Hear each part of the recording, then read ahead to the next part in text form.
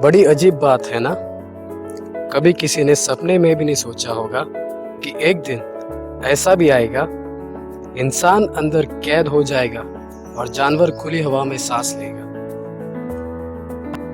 एक ना एक दिन तो ऐसा होने ही वाला था।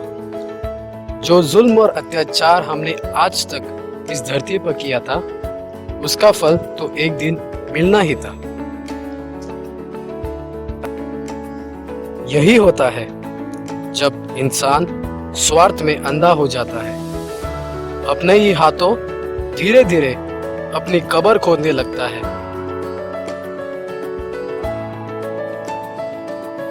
और वैसे भी ये तो बस ट्रेलर है।